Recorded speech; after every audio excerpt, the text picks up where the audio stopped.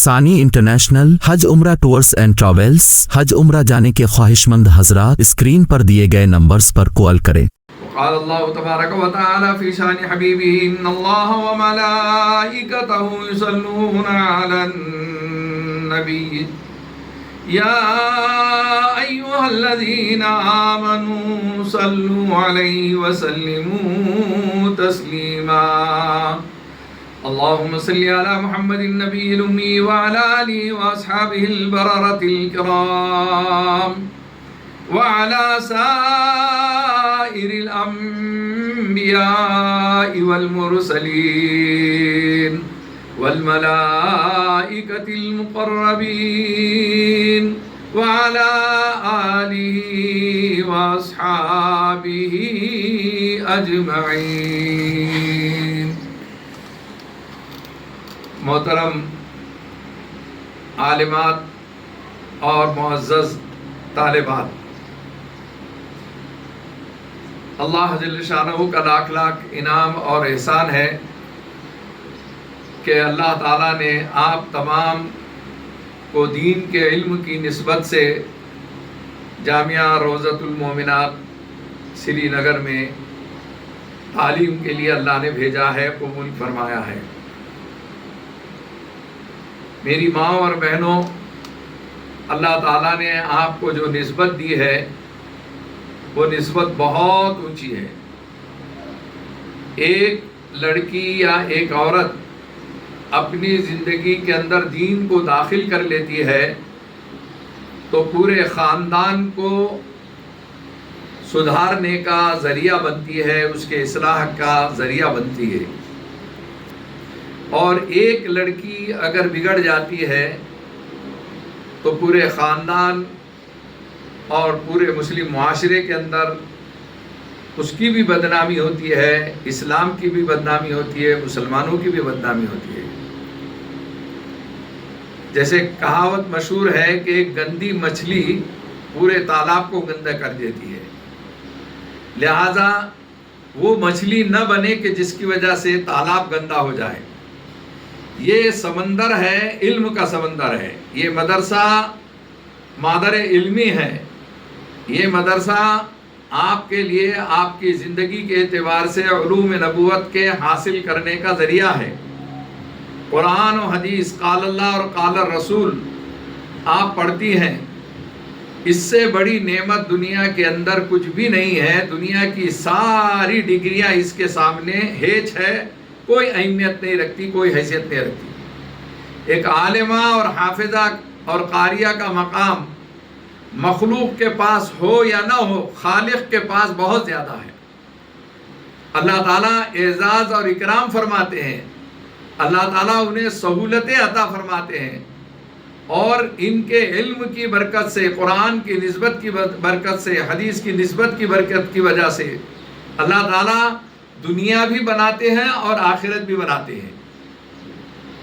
عزیز طالبات، اللہ تعالیٰ نے جب آپ کو یہاں پر منتخب کر کے چن کر گھروں سے نکالا ہے، ایک گھر سے ایک بچی آ گئی، وہ گھر میں 5 بچیاں تھی، 10 بچیاں تھی، اس کا مطلب یہ ہے کہ اس بندی سے، اس بچی سے اللہ دین کا کوئی کام لینا چاہتے ہیں۔ اور الحمدللہ اللہ کا فضل و کرم ہے، یہ ایک بچی 100 پر بھاری رہنے والی ہے، 1000 پر بھاری رہنے والی ہے، کیونکہ علم کا سمندر جو ہے یہاں پر وہ جتنا اس کا ظرف ہوگا اتنا علم لے کر جو ہے وہ دنیا کے سامنے جائے گی، وہ ایک داعیانہ کردار ادا کرے گی۔ وہ دنیا کے اندر، خاندانوں کے اندر جو بدعت و خرافات ہے، جو غلط رسم و رواجات ہے، ان کی غلامی سے نجات دلائے گی۔ عزیز طالبات اور معلمات، آپ کے ذہن میں ایک بات رہنا چاہیے کہ آپ یہاں صرف عالمہ، حافظہ، قاریہ بننے کے واسطے نہیں آئے، بلکہ دین کی داعیہ بھی بننے کے واسطے آئے، اور دعوت کا کام اللہ تعالیٰ آپ سے لینے والے ہیں۔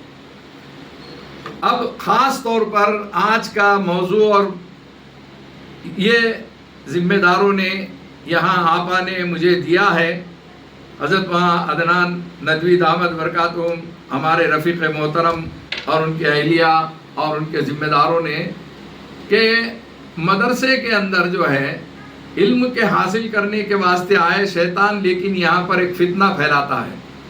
وہ فتنے پر تھوڑا سا آپ کو قرآن و حدیث کی روشنی میں کہنا ہے. فتنہ کیا ہے؟ فتنہ یہ ہے کہ لوگوں کے دماغوں میں بیٹھا ہوا ہے کہ کسی کو جن کا اثر ہے، کسی کو جادو کا اثر ہے، یا کسی نے کر دیا ہے، یا کسی کی وجہ سے یا جو ہے یہ اثرات محسوس ہو رہے ہیں. ایک بات ذہن میں رکھ لو کہ اللہ تعالیٰ نے آپ کو، ہم کو اشرف المخلوقات بنایا ہے. انسان کو جتنا پاور اور طاقت اللہ نے عطا کی ہے، وہی انسان جو ہے جنات اتارتا ہے، بھوت اتارتا ہے، جادو کو اتارتا ہے. تو جادو بڑا نہیں ہے، جنات بڑا نہیں ہے، اور یہ اثرات بڑے نہیں ہیں، بلکہ اللہ تعالیٰ نے اپنے کلام پاک کے اندر بعض آیتیں ایسی دی ہیں، بعض صورتیں ایسی دی ہیں، قرآن کا مطالعہ کرے تو آپ کو محسوس ہوگا کہ جس میں جنات کا تذکرہ ضرور ہے لیکن جنات کا توڑ بھی ہے.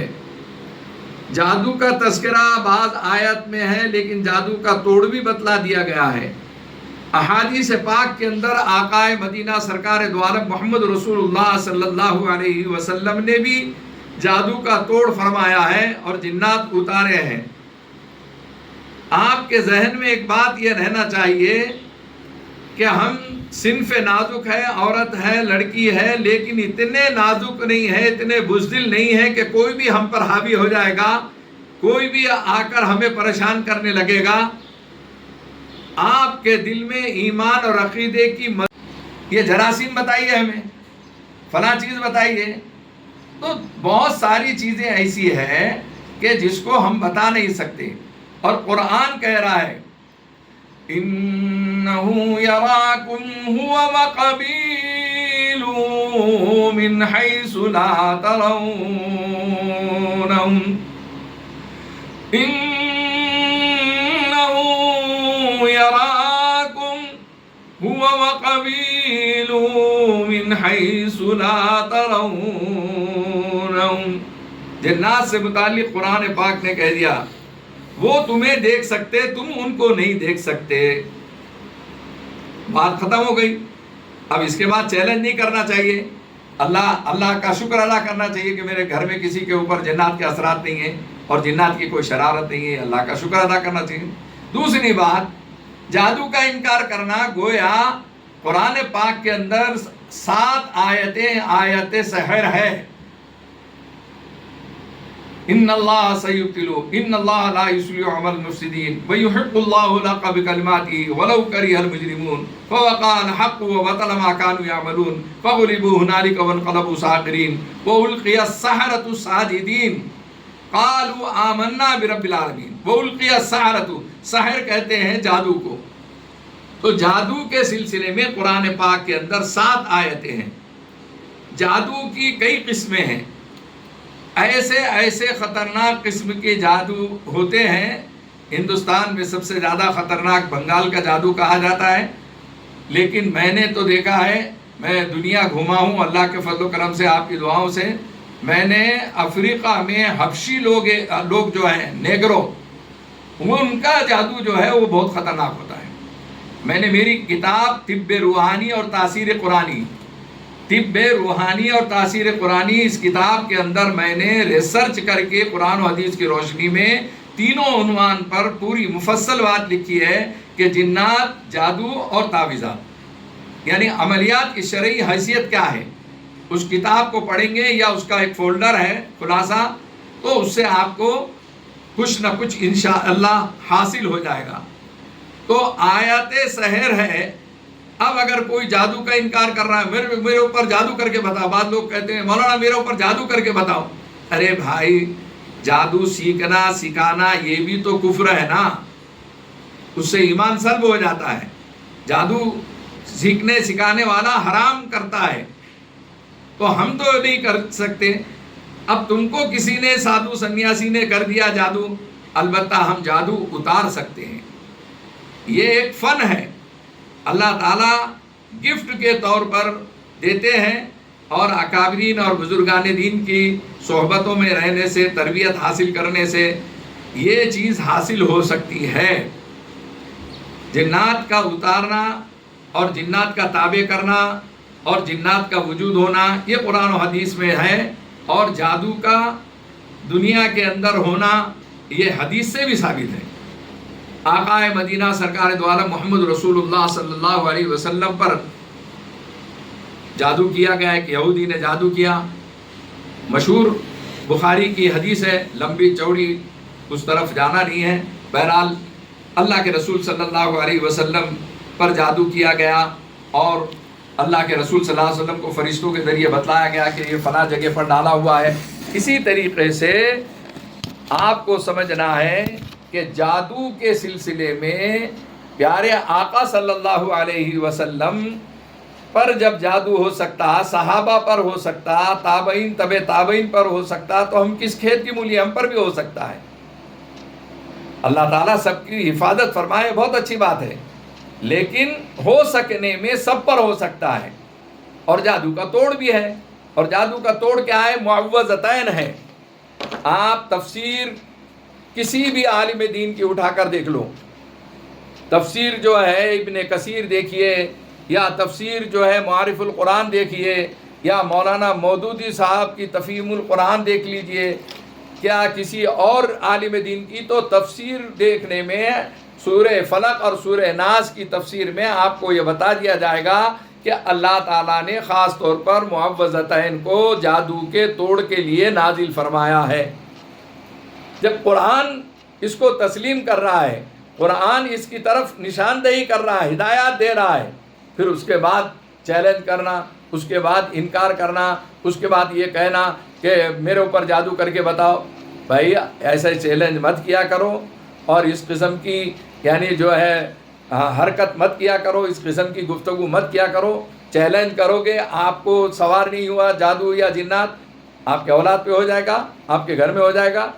تو بہرحال یہ دنیا کے اندر اللہ تعالیٰ نے یہ دو مصیبتیں سمجھو، یا دو پریشانیاں سمجھو، یا دو فتنے سمجھو، یا دو یعنی ایسی چیزیں جو دنیا میں چل رہی ہے، اس کا انکار نہیں کرنا ہے، اور اس سے متاثر بھی نہیں ہونا ہے. کسی پر کتنا بھی قدیم جادو ہونے دو، کتنا بھی پرانا جادو ہونے دو، جادو میں کئی قسمیں ہیں، اور جادو کی شروعات کہاں پر ہے؟ یفرق بین المرء وزوجہ، میاں بیوی میں جدائیگی ڈالنے کے لیے وہ لوگ جادو کیا کرتے تھے.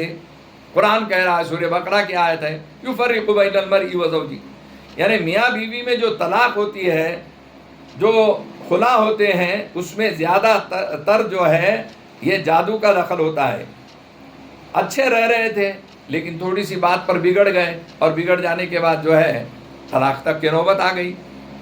تو لوگ سوچتے ہیں، ریسرچ کرتے ہیں، معلومات لیتے ہیں کہ کیسا کیا ہو گیا، تو نتیجے پہ پہنچتے ہیں کہ یہ جادو کی وجہ سے ہوا. تو جادو جو ہے اس کی وجہ سے یفرق بین المرء وزوجہ، میاں بیوی کے درمیان میں تفریق بھی ہو سکتی ہے، ہونا چاہیے، ضروری نہیں ہے. اس میں بھی اللہ کا حکم کہ وہ محتاج ہے جادوگر بھی. جب تک اللہ کا حکم نہیں ہوگا کچھ نہیں ہو سکتا. ابھی آپ نے قرآن پاک کی آیتیں سنی مجھ سے، اس میں حضرت ابراہیم اور حضرت اسماعیل کا جو واقعہ ہے، اور وہ خواب میں دیکھ رہے ہیں کہ اپنے بیٹے کو ذبح کر رہے ہیں، اور وہ جب لے جاتے ہیں بیٹے کو ذبح کرنے کے لیے، چھری چلاتے ہیں، چھری چلتی نہیں.